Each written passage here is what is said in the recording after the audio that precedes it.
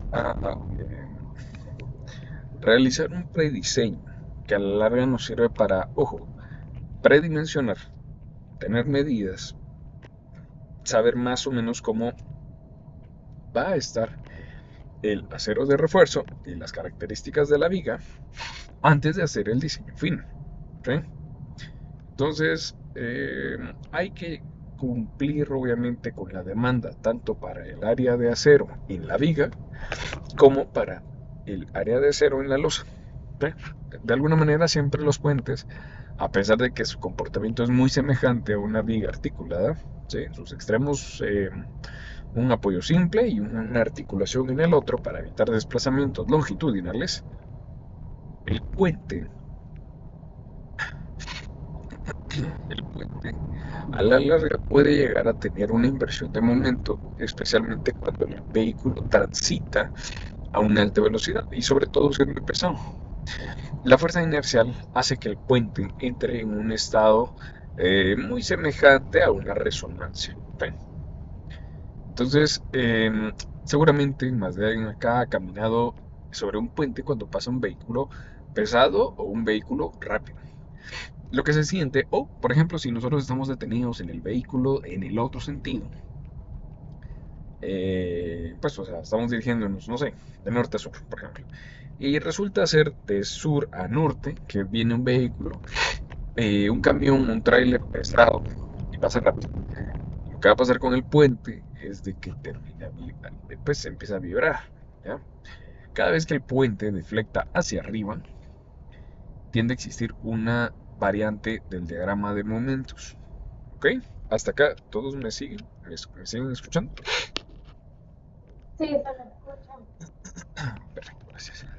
Vale. Entonces, cuando nosotros tenemos el- ya el prediseño hecho, que digamos es una buena parte de lo que nosotros tratamos de calcular anteriormente, lo que vamos a tener de forma preliminar son las medidas. ¿Sí?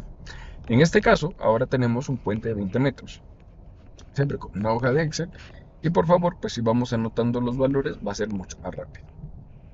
Eh, lo que tenemos acá son varios criterios. ¿Sí? Ustedes poco a poco pueden ir armando su propia hoja o una hoja de MATCAD, como ustedes prefieran. Y aquí, pues, como ya no estamos variando mucho las ecuaciones y necesito un tipo de gráfico que, bueno, también se puede hacer en MATCAD, pero ya un poquito más de tiempo, tiempo que no hay. Pero vamos a trabajar en un Excel, ¿sí? Así nos volvemos ahí bilingües en nuestras hojas de cálculo. Tenemos un puente de 20 metros y, como ustedes sabrán, miren acá, pues yo tengo una referencia que si es una viga de concreto armado, o concreto reforzado, pues va a tener cierto predimensionamiento para el peralte, hablando de lo que es tramos simples. Obviamente nosotros también tenemos que prever en qué tipo de tramo estamos eh, diseñando, trabajando, o vamos a colocar nuestro puente. ¿Sí? En este caso es un solo puente, un solo tramo, un tramo simple de 20 metros. Y pues bueno, 20 por punto 007 me resultan en 1.40 metros de peralte. Ojo que ese peralte es considerando la losa. ¿Sí? Luego, pues yo aquí como digamos que a la larga yo puedo tener un puente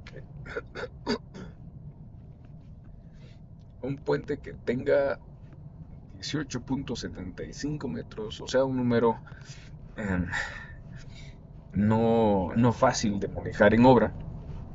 Nosotros podemos introducir un valor redondeado. Incluso esta ocasión podría tener ya una función de Excel que es redondear. El caso es de que para puentes de concreto reforzado, tramo simple, vamos a utilizar 1.40. Esto incluye el espesor de la losa. El espesor de la losa,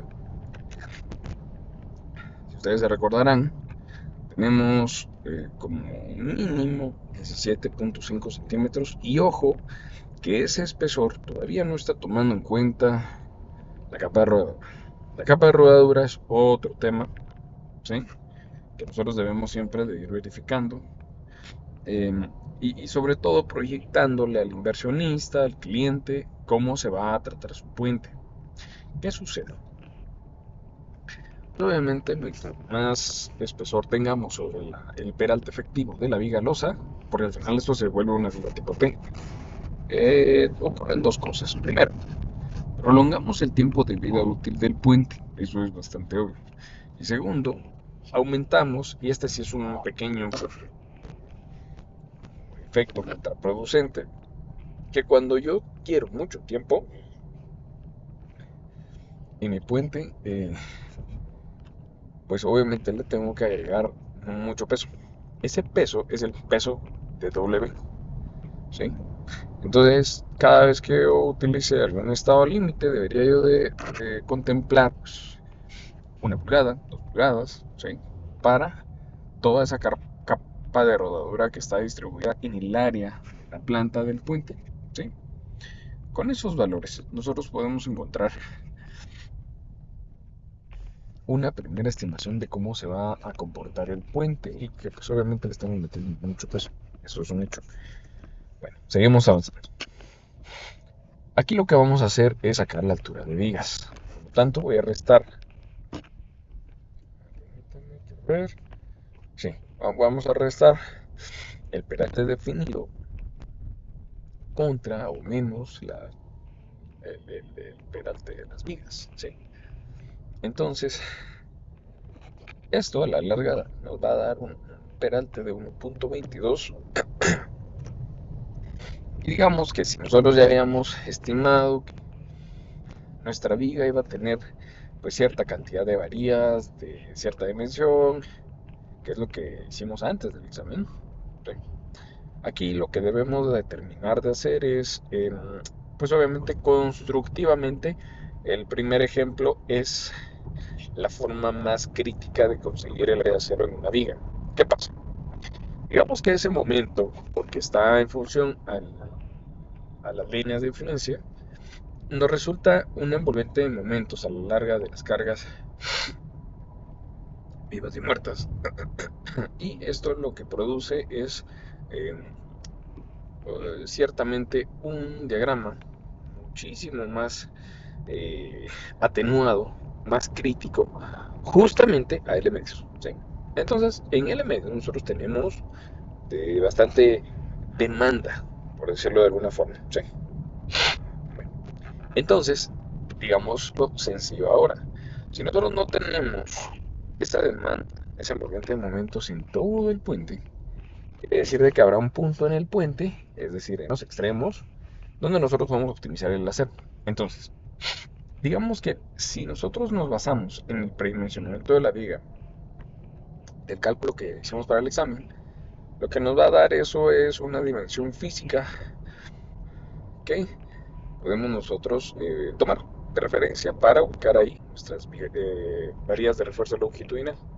Al momento de que tomamos nuestras varillas de refuerzo, hay que respetar obviamente la separación ACI entre varillas, entre una y otra, recubrimientos, reajustar el peralte efectivo al centroide de esas varillas, porque a lo mejor podemos tener una doble cama, ¿sí? Digamos que para este ejemplo necesitaba, ¿qué les digo? Por ejemplo, 10 varillas número 10, por ejemplo. Pero si yo las separo entre una y otra, o ¿saben? 10 número 8, por ejemplo. 10 número 8, ¿sí? Entonces, si yo longitudinalmente separo esas varillas número 8, el problema está en que, imagínense, tengo 9 espacios, ¿sí? Imaginen que vamos a utilizar 1 pulgada de separación de concreto entre una varilla y otra. Solo allí yo ya tengo dentro de esas 10 varillas 9 espacios de 1 pulgada. ¿Sí? Podemos ir sumando aquí. Bien, pues, vamos a hacerlo aquí rápido. 9 espacios por 2.54 centímetros más 8 varillas de 2.54 centímetros de ancho, ¿sí? O de diámetro, pues. Luego, tengo que sumar dos recubrimientos, uno del lado izquierdo y otro del lado derecho. Asumiremos que son 5 centímetros de cada lado. El problema está en que, imaginen ustedes que nosotros pues tuviéramos las 10 varillas, número 8 separadas acá. Ah, bueno, y aquí no estoy tomando en cuenta dos veces el diámetro del estribo que abraza las varillas. ¿Ah? Entonces, a lo que quiero llegar es de que si, por ejemplo, ahorita estamos calculando un puente de 20 metros y aquí tenemos una demanda no de 10, sino pues más o menos como las que van saliendo en los ejemplos, alrededor de 14, 15 varillas, 16, por ejemplo. Pues ya colocar todas esas en fila resulta muy engorroso y complicado. Es decir, que terminaríamos con un ancho de viga de unos 75 centímetros, más o menos, 80. Pues. ¿Cuál es el problema? Que con esa dimensión estamos cargando de mucho peso a nuestra viga. ¿Sí? Entonces lo que tenemos que hacer, perdón, lo que tenemos que hacer es tratar de ubicar, cuando ya son muchas varillas, una doble cama, por ejemplo, o los paquetes de varillas que permite hacer. Entonces, en puentes no se van a extrañar que a lo mejor vayamos a utilizar varillas número 10 y todavía aún ese diámetro que es de 1,25 pulgadas, haya que amarrarlo en paquetes. Paquetes pueden hacerse paquetes de 2 varillas y de 3 varillas. Em, a ver, pregunta. ¿ACI qué opina de los paquetes de varillas? ¿Alguna vez los han visto?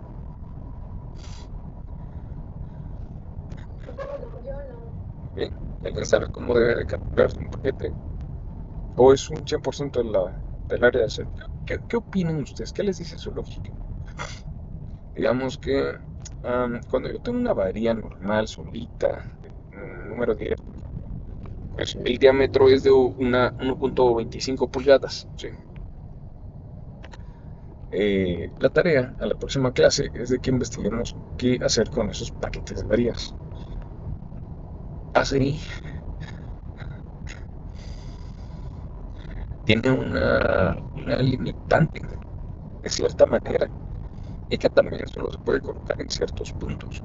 Pues por eso es tan importante que nosotros pues, investiguemos qué pasa con esos paquetes de varillas. Y un paquete de varilla no es más que tomar 2 varillas longitudinales, las amarro con alambre de amarre a cierta distancia y constructivamente digamos que yo tengo 2 veces el área de acero de una varilla. ¿Sí? Esto se sale un poco de la expresión tradicional de respetar el recubrimiento. ¿Sí? Entonces digamos que geométricamente tenemos la figura de 2 círculos pegaditos, tan pegados que no es necesario dejar recubrimiento entre ellos, ni una sola medida. Eso sí,